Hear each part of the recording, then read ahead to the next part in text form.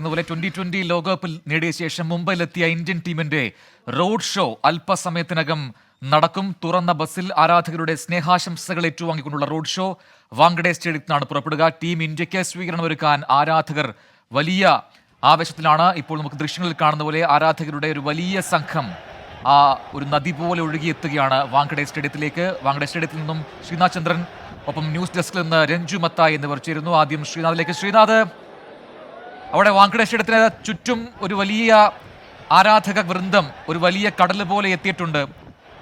അതിന് ദൃശ്യങ്ങൾ കാണാം. രഞ്ജു നമുക്ക് ഈ ദൃശ്യങ്ങളിൽ കാണാം എത്രമാത്രം പ്രധാനപ്പെട്ടതാണ് ഇന്ത്യക്ക് കിരീടമെന്ന്. വിളിച്ചു എന്ന രീതിയിൽ ആരാധകർ എത്തുന്നു. വലിയ ആവേശം. It's A moment of Joy and celebration. എന്താണ് നിലവിൽ വാങ്കഡയിൽ നമ്മൾ കാണുന്നത്? പ്രജിൻ, തീർച്ചയായും വിശ്വം ജയിച്ച വീരയോദ്ധാക്കൾക്ക് രാജ്യം വീരോചിതമായ വരവേൽപ്പ് നൽകുന്നു എന്നുള്ളതാണ് ഏറ്റവും ശ്രദ്ധേയമായ കാര്യം. മുംബൈയിൽ നമുക്ക് ഈ ദൃശ്യങ്ങളിൽ കാണാൻ കഴിയും. മുംബൈയുടെ മറൈൻ ഡ്രൈവിൽ ആരാധകർ തിങ്ങി നിറഞ്ഞ് കാത്തിരിക്കുന്നു.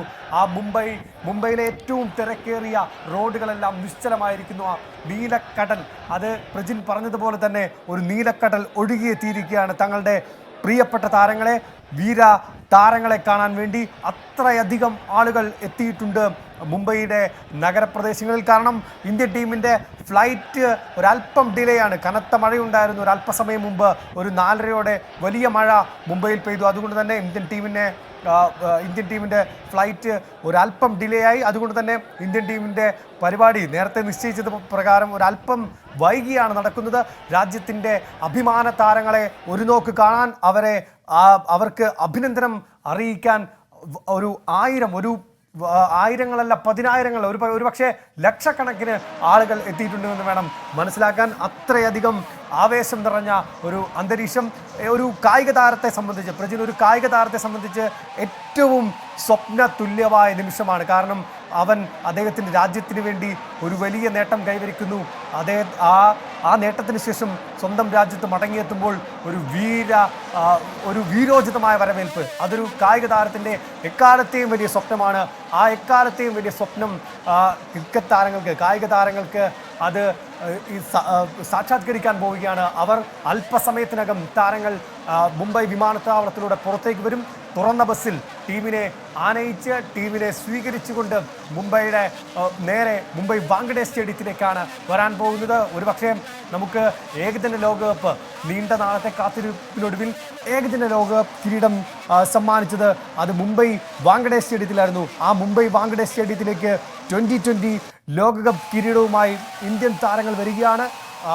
ഇന്ത്യയുടെ ഒരു ഗോൾഡൻ ജനറേഷൻ, സച്ചിനും ദ്രാവിഡിനും ഗാംഗുലിക്കും ഒക്കെ ശേഷം നമ്മൾ ഒരു സുവർണ തലമുറയെന്ന് വിശേഷിപ്പിച്ച രോഹിത് ശർമ്മയും വിരാട് കോഹ്ലിയും നയിച്ച ആ സുവർണ തലമുറ ആ ലോക കിരീടം രാജ്യത്തിന് സമ്മാനിച്ചുകൊണ്ട് അവർ മുംബൈയിലേക്ക് എത്തുകയാണ്. വാങ്കഡെ സ്റ്റേഡിയത്തിലേക്ക് അവരുടെ വിജയ ഘോഷയാത്ര അല്പസമയത്തിനകം ആരംഭിക്കും. നമ്മളെല്ലാവരും ആകാംക്ഷയോടെ കാത്തിരിക്കുകയാണ് ആ താരങ്ങളുടെ റിയാക്ഷന്, അവരുടെ ആ മൊമെന്റിന് വേണ്ടി നമ്മൾ കാത്തിരിക്കുകയാണ്. പ്രജിൻ. യെസ്, തീർച്ചയായിട്ടും രഞ്ജു പറഞ്ഞതുപോലെ തന്നെ ആവേശം അതിൻ്റെ ഉച്ചസ്ഥായിലേക്ക് എത്തുന്നു. ആ രീതിയിലുള്ള കാഴ്ചകൾ നമുക്ക് വാങ്കഡെ സ്റ്റേഡിയത്തിനടുത്തൊന്നും കാണാൻ സാധിക്കുന്നുണ്ട്. ഒരുപക്ഷെ ഇത് മുംബൈയുടെ ഒരു പ്രധാനപ്പെട്ട കേന്ദ്രം കൂടിയാണ്. ഈ വാങ്കഡെ സ്റ്റേഡിയത്തിന് സമീപത്തുള്ള ഈ പ്രദേശം, ഈ നരിമാൻ പോയിന്റിൽ വെച്ചാണ് അന്ന് താരങ്ങളെല്ലാം ഈ ബസ്സിലേക്ക് കയറുക എന്നാണ് മനസ്സിലാക്കുന്നത്. അവിടെ national centre for performing arts, ആ സെൻറ്ററിൽ വെച്ചാണ് ബസ്സിലേക്ക് താരങ്ങൾ കയറുക. പിന്നീട് ഏതാണ്ട് ഒരു 1.5 കിലോമീറ്റർ ദൂരം ബസ്സിൽ സഞ്ചരിക്കും. ആ ഒരു മൊമെന്റിലേക്കായിരിക്കും ഒരുപക്ഷെ ആരാധകരുടെ ആവേശം വാനോളം എത്തുക. രഞ്ജു, അവരെല്ലാം അതിനായി കാത്തിരിക്കുകയാണ്. നമുക്കറിയുന്ന പോലെ ഒരു വിശ്വവിജയം നേടിയ ശേഷമാണ് ഇന്ത്യൻ ടീം എത്തിയിരിക്കുന്നത്. വളരെ പ്രധാനപ്പെട്ടതാണ്. ഒരുപക്ഷെ ഐക്കണിക് ആയിട്ടുള്ള താരങ്ങൾക്ക്, പ്രത്യേകിച്ചും വിരാട് കോഹ്ലി ആണെങ്കിലും അതോടൊപ്പം തന്നെ രവീന്ദ്ര ജഡേജ, രോഹിത് ശർമ്മ, ഇവർക്കെല്ലാം ഏറ്റവും പ്രധാനപ്പെട്ടൊരു ടൂർണമെൻ്റാണ് കടന്നുപോയത്. അതിൽ ഇന്ത്യ വിജയിച്ച് മുന്നേറി. മാത്രമല്ല അടുത്ത ലോകകപ്പിൽ കളിക്കില്ല എന്ന കാര്യം വിരാട് കോഹ്ലിയും ഒപ്പം തന്നെ ജഡേജയ്ക്ക് നേരത്തെ പ്രഖ്യാപിച്ചതുമാണ്. അപ്പോൾ അവർക്കെല്ലാം ഒരു വീരോചിതമായൊരു യാത്രയപ്പ് നൽകുക. ഇനി T20 ക്രിക്കറ്റിൽ ഒരുപക്ഷെ നമ്മളിനി വേൾഡ് കപ്പിൽ അവരെ കാണില്ല. അതുകൊണ്ട് അങ്ങനെയൊക്കെ ഏറെ സ്പെഷ്യലാണ്. ഒരു എറ ഒരുപക്ഷെ ഇവിടെ തീരുന്നു, പുതിയൊരു എറയുടെ തുടക്കം എന്നൊക്കെ വിശേഷിപ്പിക്കാം ഈ T20 ക്രിക്കറ്റും ഇന്ത്യൻ ഹിസ്റ്ററിയും ഒക്കെ നോക്കുകയാണെങ്കിൽ. രഞ്ജുലേക്ക് എത്തുന്നതിന് മുമ്പ് ഇപ്പോൾ ശ്രീനാഥ് കൂടി ചെയ്യുന്നു തത്സമയം മുംബൈയിൽ. ശ്രീനാഥ്, ഒരു മൊമെന്റിലേക്കുള്ള കാത്തിരിപ്പാണ്. ഏതാനും നിമിഷങ്ങളൊക്കെ ബസ്സിലേക്ക് താരങ്ങളെത്തും. അതോടുകൂടി ഇപ്പോൾ കേൾക്കുന്ന ഈ ആരവം അതിൻ്റെ ഏറ്റവും പാരമ്യത്തിലേക്ക് എത്തും. എന്താണ് അവിടുത്തെ ആംബിയൻസ്? വലിയ ആവേശം മുംബൈയിൽ ആകെ തന്നെ ഉണ്ട്. ലോകകപ്പ് നേടി വരുന്ന നമ്മുടെ സൂപ്പർ താരങ്ങളെ കാണാൻ വേണ്ടി ആരാധകർ ഇങ്ങനെ ഒഴുകിയെത്തുകയാണ്. സാധാരണ ക്രിക്കറ്റ് മത്സരം, ഏത് മത്സരം ഉണ്ടായാലും മുംബൈയിലെ വാങ്കഡെ സ്റ്റേഡിയം നിറഞ്ഞു കവിയാറുണ്ട്. അതുപോലെയുള്ള ഒരു കാഴ്ചയാണ് വാങ്കഡെ സ്റ്റേഡിയത്തിനകത്ത് കാണാൻ കഴിയുന്നത്. പുറത്തേക്ക് വന്നാൽ മറൈൻ ഡ്രൈവിലാകെ ആരാധകർ ഇങ്ങനെ തടിച്ചുകൂടിയിരിക്കുന്നു. അവരെ നിയന്ത്രിക്കാൻ പോലീസിന് പാടുപെടേണ്ടി വരുന്നുണ്ട്. അത്രയധികം ആളുകൾ താരങ്ങളെ കാണാൻ വേണ്ടി എത്തിയിട്ടുണ്ട്. ഇപ്പോൾ താരങ്ങൾക്ക് സഞ്ചരിക്കേണ്ട ബസ് മുംബൈയിലെ ട്രൈഡന്റ് ഹോട്ടലിലേക്ക് എത്തിച്ചിട്ടുണ്ട്. താരങ്ങൾ അങ്ങോട്ടെത്തി തുറന്ന ബസ്സിലേക്ക് കയറി പിന്നീട് ഏതാണ്ട് 1 കിലോമീറ്റർ ദൂരത്തിലുള്ള റോഡ് ഷോ തുടങ്ങുകയായി. വലിയ ആവേശം ഏതായാലും മുംബൈയിൽ ഇപ്പോൾ തന്നെ പ്രകടമായിട്ടുണ്ട്.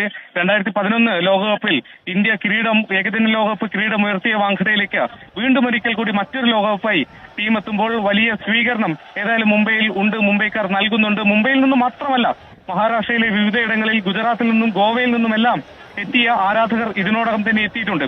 2007 ഓർമ്മകൾ നമുക്ക് മുന്നിലുണ്ട്. ജോഹന്നാസ്ബർഗിൽ ഇന്ത്യ 2020 ലോകകപ്പ് പ്രഥമ കിരീടം ചൂടി പിന്നീട് മുംബൈയിൽ തിരിച്ചെത്തിയപ്പോൾ ഇതേപോലെ ഒരു വലിയ സ്വീകരണം തുറന്ന ബസ്സിൽ മുംബൈയിൽ നടന്നതാണ്. അന്ന് കണ്ട കാഴ്ചകൾക്ക് സമാനമോ അല്ലെങ്കിൽ അതിനേക്കാൾ കൂടുതൽ ആളുകളോ മുംബൈയിലേക്ക് ഏതായാലും ഇപ്പോൾ എത്തുന്നുണ്ട്. മുംബൈയിലെ തെരുവുകൾ ഏതാണ്ട് നിശ്ചലമാകുന്ന സാഹചര്യത്തിലേക്ക് അല്പസമയത്തിനുള്ളിൽ മാറും. 2007 ഇത്തരമൊരു കാഴ്ച കണ്ടതാണ്. അതേപോലെയുള്ള കാഴ്ചകളിലേക്ക് മുംബൈ പോകുന്നു. ട്രെയിനുകളിൽ ഇപ്പോൾ ചർച്ച് ഗേറ്റ് റെയിൽവേ സ്റ്റേഷനാണ് ഏറ്റവും ഒടുവിലുള്ള വാങ്കഡെ സ്റ്റേഡിയത്തിന് അടുത്തുള്ള റെയിൽവേ സ്റ്റേഷൻ. ഇപ്പോൾ അവിടെ തീവണ്ടി ഇറങ്ങുന്നവരൊക്കെ തന്നെ നേരെ സ്റ്റേഡിയത്തിലേക്ക് ഇങ്ങനെ ഒഴുകി വരുന്ന കാഴ്ചയാണ് റെയിൽവേ സ്റ്റേഷൻ പരിസരത്ത് പോലും കാണാനാവുന്നത്. അങ്ങനെ ജനനിബിഡമായി വാങ്കഡയും മറൈൻ ഡ്രൈവും ഒക്കെ മാറുന്ന കാഴ്ച താരങ്ങൾക്ക് വലിയ സ്നേഹവും സ്വീകരണം നൽകുന്നു. മുംബൈക്കാരെ സംബന്ധിച്ചിടത്തോളം വളരെ സ്പെഷ്യലായ ഒരു ഇവന്റ് കൂടിയാണ്. കാരണം മുംബൈയുടെ രാജ എന്ന് ആരാധകർ വിളിക്കുന്ന രോഹിത് ശർമ്മ ക്യാപ്റ്റനായി പോയി കിരീടം നേടി മടങ്ങി വരുന്നു. അവരുടെ ടീമിൽ ഒരു ആന്റി ഹീറോയായി IPL അവസാനിപ്പിച്ച് ലോകകപ്പിന് വേണ്ടി പോയ ഹാർദിക് പാണ്ഡ്യ ഇപ്പോൾ ഒരു ഹീറോയായി മടങ്ങി വരികയാണ്. അത്തരത്തിൽ ഹാർദിക്കിനോട് ആ സമയം IPL കൂകി വിളിച്ച ആരാധകർ പലരുമുണ്ട്. അവരൊക്കെ തന്നെ ഇപ്പോൾ ഹാർദിക്കിനെ സ്വീകരിക്കാൻ, ഹാർദിക്കിന് ആരവം മുഴക്കാനായി വരുന്നു എന്നതുകൂടി മുംബൈയെ സംബന്ധിച്ചിടത്തോളം പ്രത്യേകതയുണ്ട്. ജസ്പ്രീത് ബുംറയെ പോലെ മുംബൈക്കാർ ആരാധനായ മുംബൈ ഇന്ത്യൻസ് താരങ്ങളൊക്കെ തന്നെ ടീമിലുണ്ട്. സൂര്യകുമാർ യാദവിനെ പോലെ അങ്ങനെ മുംബൈക്കാരുടെ സ്വന്തം എന്ന് കരുതുന്ന താരങ്ങളുടെ വരവ് കൂടി ഈ ലോകകപ്പിനൊപ്പം തന്നെ അവരുടെ വരവ് കൂടി വലിയ ആഘോഷമാക്കുന്നു. മുംബൈയിലെ ആരാധകർ ഇതിനോടകം തന്നെ ജനനിബിഡമായി മറൈൻ ഡ്രൈവും വാങ്കഡയും മാറിയ കാഴ്ചയാണ് മുംബൈയിൽ ഇപ്പോൾ കാണാൻ കഴിയുന്നത്. ശ്രീനാഥ്, എനിക്ക് തോന്നുന്നു അവിടെ നമ്മുടെ ഈ മുകേഷ് ഉപാധ്യായയുടെ മുംബൈ ച രാജ രോഹിത് ശർമ്മ എന്ന ഗാനം അത് ആരാധകർ എല്ലാവരും ഒരുമിച്ച് പാടുന്നുണ്ട് അവിടെ എന്ന് എനിക്ക് തോന്നുന്നത്. കഴിഞ്ഞ കുറേ മണിക്കൂറുകളായി അവിടെ ഒന്ന് കേൾക്കാം. ആ സ്ലോഗൻ ഉണ്ട്. അപ്പം മൊത്തം ഇന്ത്യൻ ടീമിനും ആശംസകൾ അറിയിക്കുന്നു. അവർ ഓരോരുത്തരെയും കാത്തിരിക്കുകയാണ് പുറത്തേക്ക്. ഒരുപക്ഷെ ആ തുറന്ന ബസ്സിലേക്ക് താരങ്ങൾ എത്തുന്നതോടുകൂടി തന്നെ അവരെ നേരിൽ കണ്ട് അല്ലെങ്കിൽ ആ കപ്പുയർത്തി താരങ്ങൾ നിൽക്കുന്ന കാഴ്ച അത് തന്നെയായിരിക്കും ഒരുപക്ഷെ ഇന്നത്തെ ഏറ്റവും പ്രധാനപ്പെട്ട വിഷ്വൽസ്. ആ വിഷ്വൽസായി കാത്തിരിക്കുകയാണ്. വിഷ്വൽ ഓഫ് ദ ഡേ എന്നൊക്കെ പറയുന്നത് പോലെ ഒരുപക്ഷെ ആ ദൃശ്യം അത് ആസ്വദിക്കാൻ ലോകമെമ്പാടുമുള്ള ഇന്ത്യക്കാർ കാത്തിരിക്കുന്നു, ക്രിക്കറ്റ് ആരാധകർ കാത്തിരിക്കുന്നു, സ്പോർട്സ് പ്രേമികൾ കാത്തിരിക്കുന്നു. ഇനിയിപ്പോൾ ഈ NPCയിൽ നിന്നും ആരംഭിക്കുന്ന ഈ ബസ് യാത്ര അത് എത്ര കിലോമീറ്ററാണ് സഞ്ചരിക്കുക? പിന്നീട് എവിടെയാണ് മറ്റ് ചടങ്ങുകൾ, പരിപാടികൾ? ഇപ്പോൾ നേരത്തെ സൂചിപ്പിച്ചത് മുംബൈയിൽ ആകെ മുഴങ്ങി കേൾക്കുകയാണ്. പ്രത്യേകിച്ച് വാങ്കഡയിലും ട്രൈഡന്റ് ഹോട്ടലിന് സമീപവും മറൈൻ ഡ്രൈവിലും ഒക്കെ ആ ആരവം കേൾക്കുന്നു. ഇത്തവണ ഒരല്പം മാറ്റം കൂടിയുണ്ട്. സാധാരണ മുംബൈ ച രാജ എന്ന് മാത്രമായിരുന്നു വിളിക്കാറെങ്കിൽ ഇപ്പോൾ ദുനിയ ച രാജ, അതായത് ദുനിയയുടെ ലോകത്തിന്റെ തന്നെ രാജാവ് എന്നുള്ള രോഹിത്തിന് കൊടുക്കുന്നത്. വിശ്വം ജയിച്ചെത്തുന്ന സൂപ്പർ താരത്തിനുള്ള സ്വീകരണം ഇവിടെ ഒരുങ്ങുന്നു. വൈകിട്ട് 5 മണിയോടെയാണ് ഈ താരങ്ങൾ മുംബൈയിലേക്ക് എത്തും എന്നതാണ്. പക്ഷേ ഇപ്പോൾ ഏതാണ്ട് കുറച്ച് വൈകിയാണ് കാര്യങ്ങൾ മുന്നോട്ട് പോകുന്നത്. റോഡ് ഷോ തുടങ്ങാൻ ഇനിയും ഒരല്പം സമയം കൂടി എടുക്കും. 6 മണിയോടെ റോഡ് ഷോ സമീപം ആരംഭിക്കുകയാണ്. പിന്നീട് 1 കിലോമീറ്റർ ദൂരത്തിലുള്ള റോഡ് ഷോയാണ്. ഏതായാലും ഇരുവശത്തും റോഡിൽ തന്നെയും ആളുകൾ ഇങ്ങനെ നിറഞ്ഞു നിൽക്കുന്ന സാഹചര്യമുണ്ട്. അതുകൊണ്ട് അതിവേഗത്തിലുള്ള റോഡ് ഷോ ഉണ്ടാകില്ല.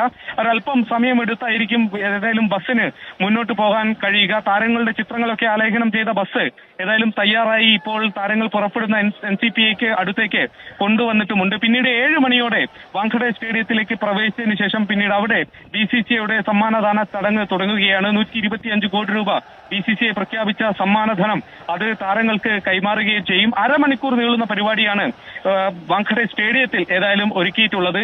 ആ പരിപാടിക്ക് ശേഷം പിന്നീട് താരങ്ങൾ സിംബാബ്വെ പര്യടനത്തിലേക്ക് പോകേണ്ട താരങ്ങൾ ആ മത്സരത്തിന് വേണ്ടിയും മടങ്ങുകയും ചെയ്യും. ആ തരത്തിൽ 7:30 മുംബൈയിലെ പരിപാടികളൊക്കെ അവസാനിക്കുന്ന തരത്തിലാണ് ഇപ്പോൾ സജ്ജീകരണങ്ങളൊക്കെ തന്നെ ഒരുക്കിയിട്ടുള്ളത്. ഏതായാലും ഇതിനോടകം തന്നെ ആളുകൾ ഏതാണ്ട് 2-3 മണി മുതൽ തന്നെ മുംബൈയിലേക്ക്, പ്രത്യേകിച്ച് മറൈൻ ഡ്രൈവിലേക്ക് ആളുകളുടെ ഇങ്ങനെ ഒഴുക്കായിരുന്നു. അതിപ്പോഴും തുടരുന്നുണ്ട്. ഇതിനോടകം തന്നെ സ്റ്റേഡിയം ഏതാണ്ട് നിറഞ്ഞ അവസ്ഥയിലേക്ക് എത്തിയിട്ടുണ്ട്. ഇടയ്ക്ക് ശക്തമായ മഴയും കാറ്റുമൊക്കെ വന്നെങ്കിലും അതിനെയൊക്കെ അവഗണിച്ചും ആവേശം ഒട്ടും ചോരാതെ ആരാധകർ സൂപ്പർ താരങ്ങളെ, വിശ്വകിരീടവുമായി എത്തുന്ന താരങ്ങളെ സ്വീകരിക്കാൻ വേണ്ടി എത്തിയിട്ടുണ്ട്. റോഡ് ഷോ നേരത്തെ പദ്ധതിയിട്ടതിലും ഒരല്പം വൈകുന്നുണ്ട് എന്ന കാര്യം സത്യമാണ്. എന്നാലും ആളുകളുടെ ആവേശത്തെ, ആരാധകരുടെ ആവേശത്തെ അത് തെല്ലൊന്നും കെടുത്തുന്നുമില്ല. വലിയ ആവേശത്തിൽ ആരാധകർ കാത്തിരിക്കുന്നു. തുറന്ന ബസ്സിൽ താരങ്ങൾ കൈവീശി കാണിച്ച് മുന്നോട്ട് നീങ്ങുന്ന ആ കാഴ്ച കാണാൻ, ലോക കിരീടം അവരുടെ കൈകളിൽ ഉയർത്തിപ്പിടിച്ച് കാണാനായി. തീർച്ചയായിട്ടും ശ്രീനാഥ് തുടരുക, പുതിയ വിവരങ്ങൾ തരിക. അല്പസമയത്തിനകം ഞാൻ തിരികെ ശ്രീനാഥിലേക്ക് എത്തായപ്പോൾ രഞ്ജു മത്തായി കൂടി സ്പോർട്സ് ഡെസ്കിൽ നിന്ന് ചെയ്തു. രഞ്ജു, ഇത്തവണത്തെ world cup tournament, T20 world cup tournament, അത് ഏറ്റവും പ്രധാനപ്പെട്ട ഒരുപാട് പാഠങ്ങൾ ഇന്ത്യക്ക് മുന്നിൽ വച്ചു എന്നുള്ളതാണ്. ഏറ്റവും ആധികാരികമായി എങ്ങനെ ഒരു ടൂർണമെന്റ് ജയിക്കാം എന്ന ഇന്ത്യ ഒരിക്കൽ കൂടി തെളിയിച്ചു എന്നതാണ് അതിൻ്റെ പ്രത്യേകത. 2 വ്യത്യസ്ത കൺട്രികളായി നടന്ന, 2 വ്യത്യസ്ത സാഹചര്യങ്ങളിൽ നടന്ന ഒരു ടൂർണമെന്റ്, അങ്ങനെ ഒരുപാട് രീതിയിൽ പരീക്ഷിക്കപ്പെട്ട ഒരു ടൂർണമെന്റ് എന്ന് പറയാം. അമേരിക്കയിലും ഒപ്പം കരീബിയൻ നാടുകളുമായി നടന്ന ഒരു ടൂർണമെന്റാണ്. അവിടെ കൃത്യമായ ഒരു കൺസിസ്റ്റൻസി ഓരോരുത്തരും കാഴ്ചവെച്ചു എന്നുള്ളതാണ്. അൺഫോർച്ചുനേറ്റ്ലി നമ്മുടെ സഞ്ജുവിന് മാത്രം ഇടം കിട്ടിയില്ല ഒരു കളിയിലും കളിക്കാനായിട്ട്. അത് നമ്മുടെ നിരാശപ്പെടുന്നുണ്ടെങ്കിലും പക്ഷേ ഇന്ത്യൻ ടീമിൻ്റെ ഭാഗമാണ്, ഈ കപ്പടിച്ച ടീമിൻ്റെ ഭാഗമാണ് സഞ്ജു.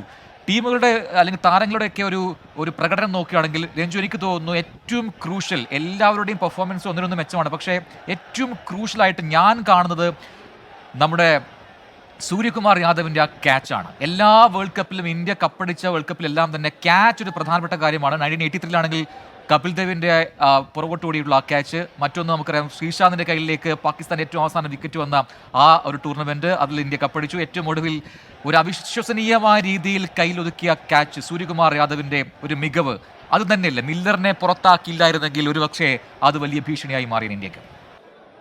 തീർച്ചയായും പ്രജിൻ പറഞ്ഞതിലേക്ക് വരാം. ഏറ്റവും പുതിയ വാർത്ത എന്ന് പറയുന്നത് ഇന്ത്യൻ താരങ്ങൾ മുംബൈ വിമാനത്താവളത്തിൽ ലാൻഡ് ചെയ്തു എന്നുള്ളതാണ് ഏറ്റവും പുതിയ വാർത്ത. മുംബൈ വിമാനത്താവളത്തിൽ ഇന്ത്യൻ ടീം ലാൻഡ് ചെയ്തിരിക്കുന്നു. അല്പസമയത്തിനകം ഇന്ത്യൻ ടീം സ്റ്റേഡിയത്തിന് പുറത്തേക്ക്, വിമാനത്താവളത്തിന് പുറത്തേക്കെത്തും.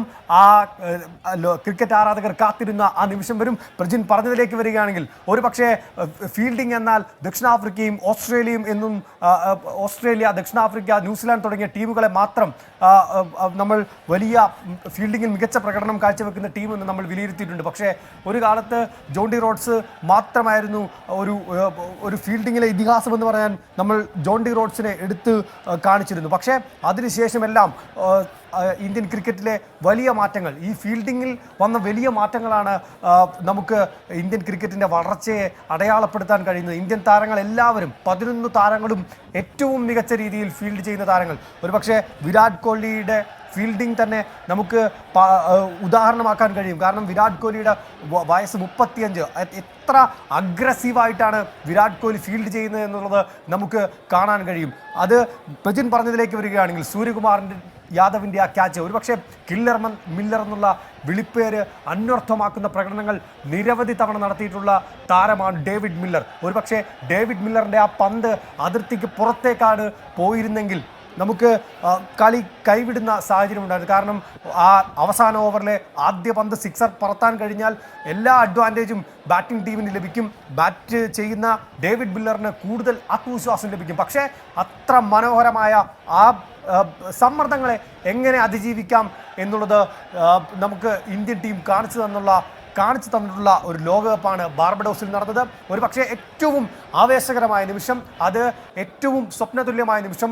ഫൈനലിൽ എല്ലാ നാടകീയതകളും ഉണ്ടായിരുന്നു. കാരണം വേറെ വെല്ലുവിളി നിറഞ്ഞ ഫൈനലായിരുന്നു.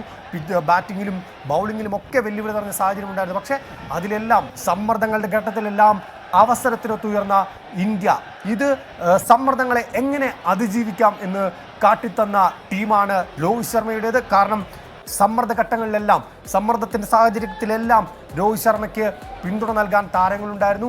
ബൗളിങ്ങിലായാലും ഒരുപക്ഷെ ദക്ഷിണാഫ്രിക്ക അക്ഷരാർത്ഥത്തിൽ അടിച്ചു പറത്തി മത്സരം ജയിക്കുമെന്ന് 30 പന്തിൽ 30 റൺസ് മാത്രമെന്ന നിലയിൽ ദക്ഷിണാഫ്രിക്കയ്ക്ക് മുന്നിൽ സാഹചര്യങ്ങളെല്ലാം അനുകൂലമായി വന്നതാണ്. പക്ഷേ ദക്ഷിണാഫ്രിക്കയെ സമ്മർദ്ദത്തിലാക്കാൻ ബോളിങ്ങിലെ ചേഞ്ചുകൾ കൊണ്ട് ജസ്പ്രീത് ബുംറയെയും ഹർഷ്ദീപിനെയും കൊണ്ടുവന്നു.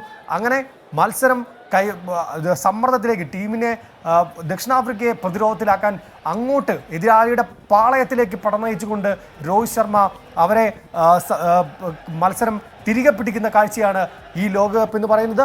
സമ്മർദ്ദങ്ങളെ എങ്ങനെ അതിജീവിക്കാം? ഒരുപക്ഷെ സച്ചിൻ ടെണ്ടുൽക്കറും സൗരവ് ഗാംഗുലിയും രോഹിത് ശർമ്മയും രാഹുൽ ദ്രാവിഡും ഒക്കെ ഇന്ത്യൻ ക്രിക്കറ്റിനെ നയിച്ച ഒരു ഘട്ടത്തിലെല്ലാം നമ്മൾ ഒരുപക്ഷെ സമ്മർദ്ദങ്ങളുടെ ഘട്ടത്തിൽ നമുക്ക് കാലിടറുന്നത് കണ്ടിട്ടുണ്ട്. സച്ചിൻ ടെണ്ടുൽക്കർ 90 കടക്കുമ്പോൾ സച്ചിൻ ടെണ്ടുൽക്കർക്ക് മാത്രമല്ല 100 കോടി ജനങ്ങൾക്കും സമ്മർദ്ദമാണ്. അത്രമേൽ സമ്മർദ്ദം നമുക്ക് ഉണ്ടായിട്ടുണ്ട്. നമ്മളെല്ലാം ആ നിമിഷത്തിലൂടെ കടന്നുപോയ ക്രിക്കറ്റ് ആരാധകരാണ്. ഇന്ത്യയെ സംബന്ധിച്ച് തീർത്തും വൈകാരികമാണ് ക്രിക്കറ്റ് എന്ന് പറയുന്നത്. ഒരുപക്ഷെ ഒരു കായിക ഇനം എന്നതിനപ്പുറം ഒരു വൈകാരികമായ ബന്ധം ഇന്ത്യൻ ആരാധകർക്ക്, ഇന്ത്യക്കാർക്ക് ക്രിക്കറ്റിനോടുണ്ട്. അത് നമുക്ക് കാണാൻ കഴിഞ്ഞിട്ടുണ്ട്.